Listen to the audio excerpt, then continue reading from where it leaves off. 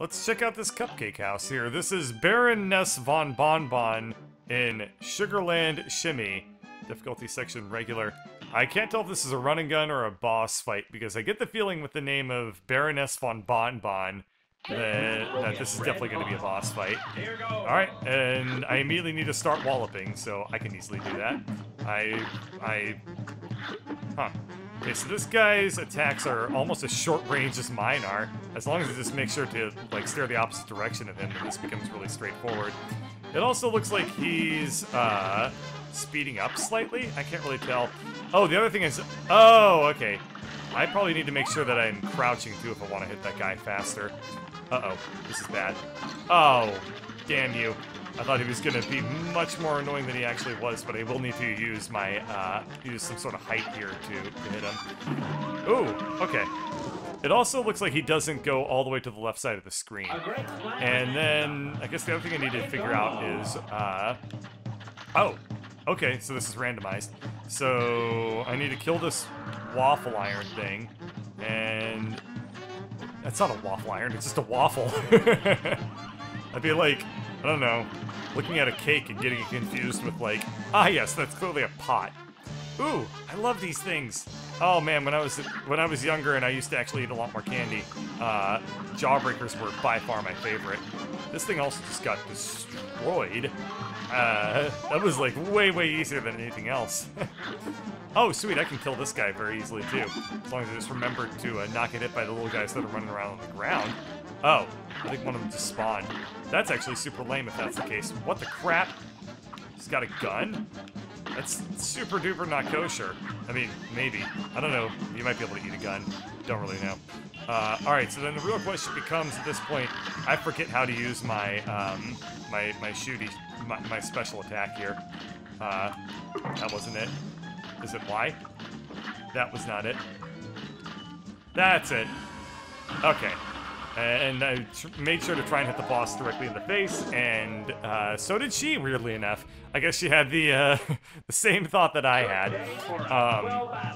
Yeah, all games hook up on loading screens. That's actually kind of a very interesting technical point that I know the answer for why games load on or lag on loading screens. It's because if you are, how do I explain this?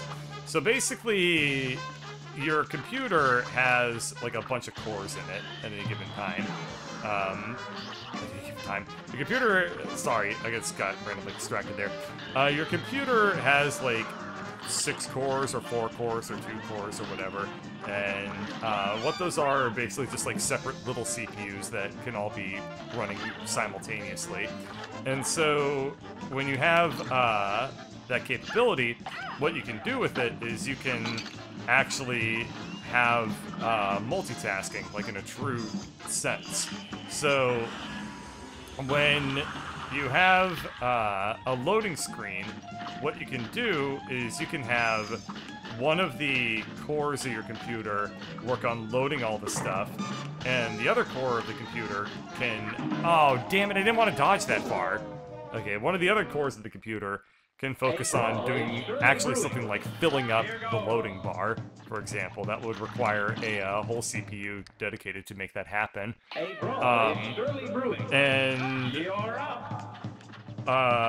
When you don't do that, basically the whole system locks up while your game is just loading everything. So, I guess the reason why most video games don't do that is because it's really difficult, and it's easier to just kind of display an animation of, like, I don't know, somebody, like your main character kind of looking cool while he's, like, posing in front of a zombie, rather than trying to actually make the game do something like fill up a loading bar or anything like that. It's interesting stuff. I don't know if I really explained that super well. I'm kind of not really braining so good. I'm super duper jet lagged. I flew in just yesterday, and it was a 6 a.m. flight, and I don't do 6 a.m. Flights at all. That's just not a thing not something I really like encourage or try to put into my life ever. I got her. I tried to organize my life so that everything happens. I mean, if I had it my way, everything would happen from like 2 p.m. onwards. But, oh well. It was either that or, you know, get home really, really late at night. And I didn't want to do that either because I didn't want to be unpacking at like 11 p.m. So, oh well, here I am now, and my brain is like on different time zones and very tired and dehydrated and all that good stuff that you get from flying on planes. Alright, there's an island over there, and I want to get into that. Oh, no. I see what the game is doing. That's a level that I already beat. It's showing me the a little snippet of the previous map, where they had the flower boss that I already killed. Good timing, fellas! I just had an upgrade onto your aeroplanes. Now you can wallop your foes with bombs. To switch your weapon whenever it strikes your fancy. Try it out! Your aeroplanes are now equipped with mini-bombs. Switch your weapon anytime during battle. Alright. What's the midway mystery? I don't know. Let's figure out what these barbershop pulls are so sad about. Who ever heard of a barbershop trio? Well, okay. I guess I should have assigned voice types. So that was the baritone. This will be the bass.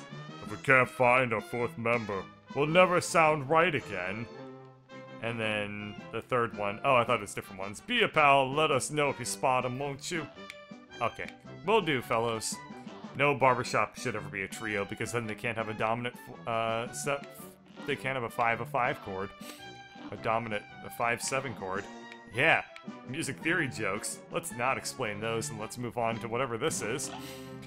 Beppy the Clown, which is a plural, so I guess that basically Beppo is like kind of a stereotypical clown's name, so if it's Beppy, then that would be like Clowns the Clown.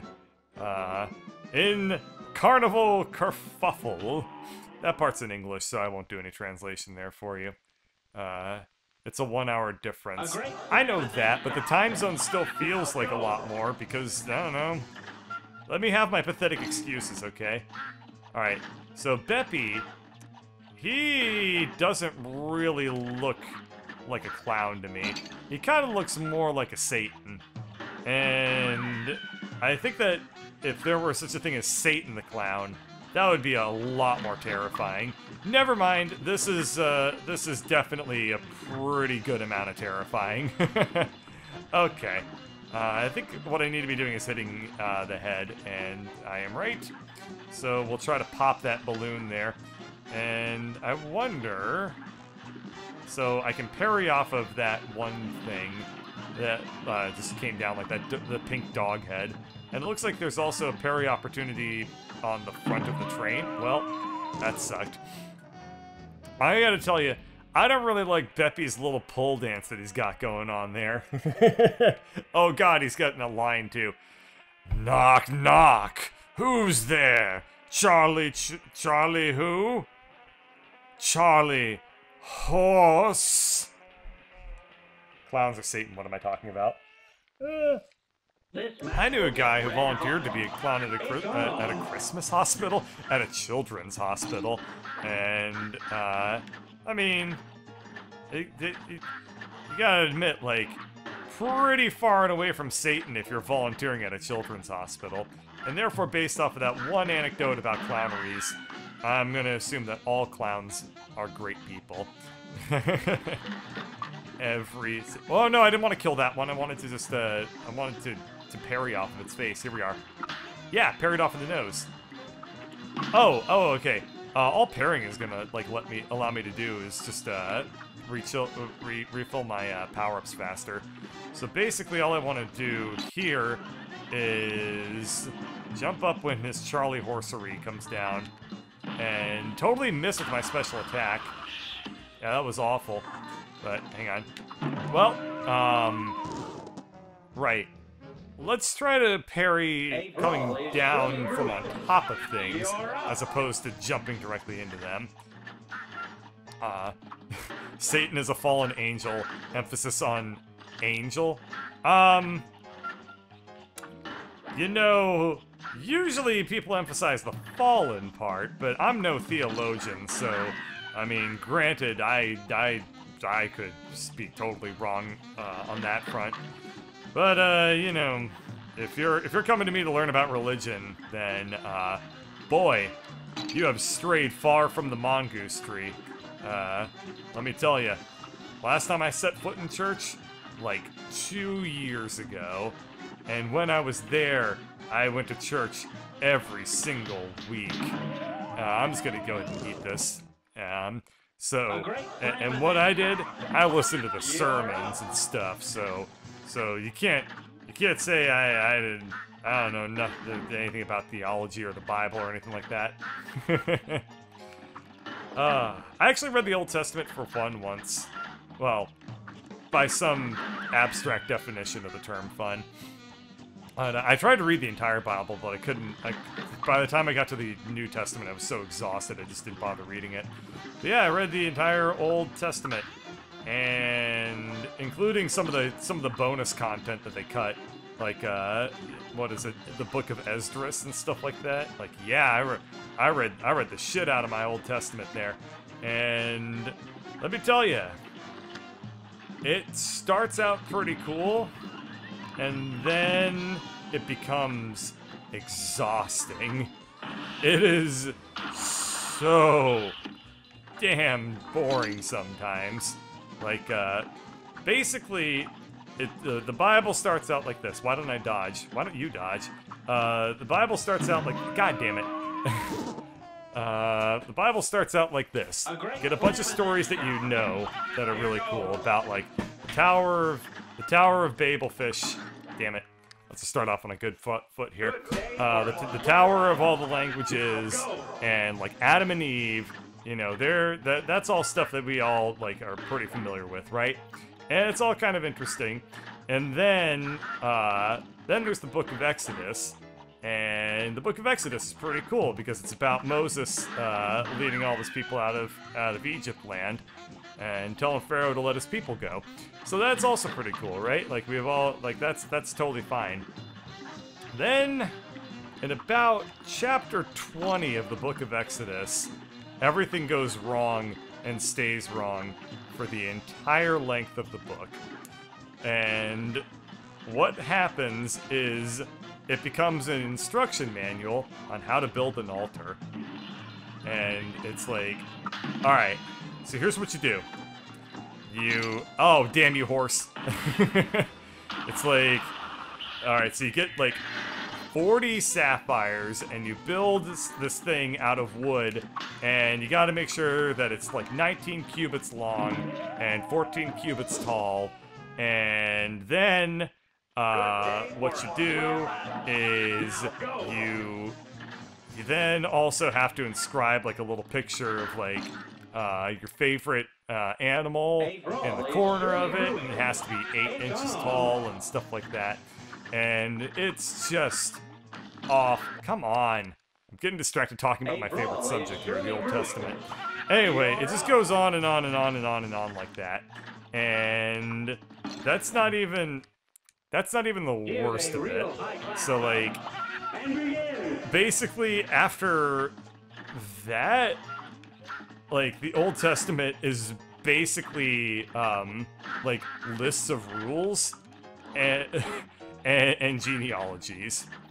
Like, it's basically just book after book being like, and so Samuel, he, like, literally there's like one book that is, as far as I can tell, the notes out of like some accountant's journals being like, and so Michael owed Jebediah 35 sheep, and Jebediah, the son of, like, Chronicus the Brave, oh, you son of a crap, had 14 daughters, and he owed Mike O'Donnell listless,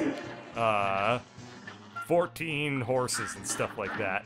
And you have to read, like, this is like a 40-page book, where every line is just detailing somebody's children and how many of, like, I don't know, their most favorite strips of iron and, like, bolts of cloth they owned and stuff like that. I mean, maybe that was important back then, but I don't quite understand how, like, how you could base a whole religion off of this stuff. Anyway, I'm hurting your religion. I apologize. But, man, it was, damn it! Ah! And now it's dead. I am sorry. And so am I. Oh man, I am doing quite poorly at this boss.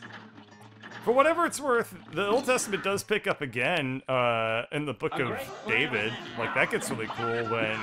Or, not the Book of David. The Book of Samuel? Is that the one? That one's pretty cool, because it talks about, like, basically, like, the Old Testament's version of Superman. He was, like, really cool, really popular. He was King David. He knew how to play the harp like a badass. God damn it! Oh, okay. Anyway, so he was really good at playing like the lyre, and everyone was like, man, this is why, like...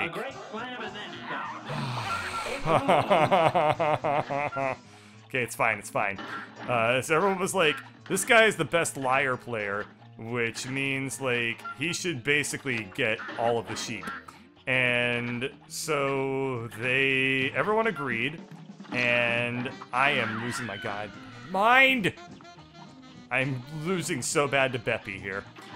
So, everyone's just like, he should get all the sheep because he writes the best poetry, and they all agreed with that. So he became like a king, and then they collected a bunch of his like poems and like the Book of Hymns, and you think to yourself like, hey man, the Book of Hymns, that's gotta be like, it's a book of songs. These are all lovely. How could a book of songs be like, God, oh god, like a book of song lyrics? How's that gonna be like bad or whatever? And then you realize like maybe a couple of them are good. And okay, here's the new plan for phase 1. It's jump at the start and just throw a bunch straight up in the air so that these damn ducklings stay the hell out of my way. So you think to yourself like, how's a book of song lyrics gonna be like I don't know, mind-bendingly incredibly insane? Like, a couple of them are good, and then you read, like, all of them, and you pick up on a theme. Like, the first couple are like, God is really cool, he makes all the mountains, and he makes all the plants, and he makes all of our favorite things, and we should, like, give thanks to him. He's really great. And then you read, like, hymn number 2, and it's like, when I was lost, God gave me, like, guidance and helped me overcome my fears and my challenges, and for that, I will ever be thankful to him. He is, my favorite. And you're like, that's pretty cool. Then you read hymn number 3, and it's like, God will kill everyone that I'm listing right here in this order, as specified. You son of a bitch. Oh, okay, I almost got to the last phase too. So it's like, anyway, God will kill the Assyrians, the Abynicians, the Corinthians, the Corgians, like basically everybody. And then you read hymn number 4, and it's like, God is gonna drive out my enemies from their homeland, and their children too will also be doomed by his fiery, flaming vengeance. And then you read the next hymn, and it's like, When I was surrounded by my enemies, I prayed to God that he would kill them and drown them out with chariots made of iron and swords made of iron, and he would be the best at helping me stab them in the face. Basically, like 95% of like all of the Book of Hymns are like ungodly violent. They're just, and I made a pun there.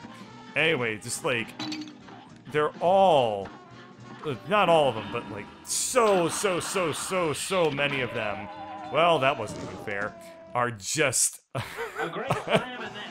just crazy over the top with like just lists of like who David didn't like that day, which was everybody who wasn't him, and how they were planning on getting killed. After that, you read a book called like Song of Songs or something like that, and it's like 1 page long, and it's steamy. It's like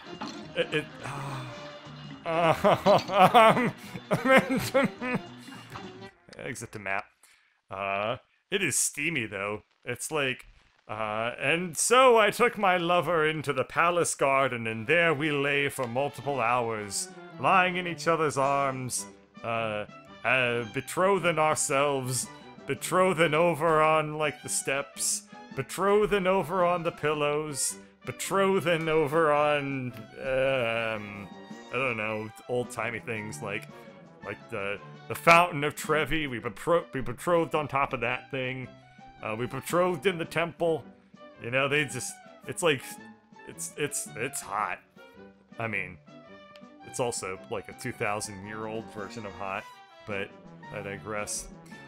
Anyway, that pretty much wraps it up. Everything else that I think about is gonna be, like, everything else in the Old Testament that I remember is just a list of sheep. And with that, thank you for watching.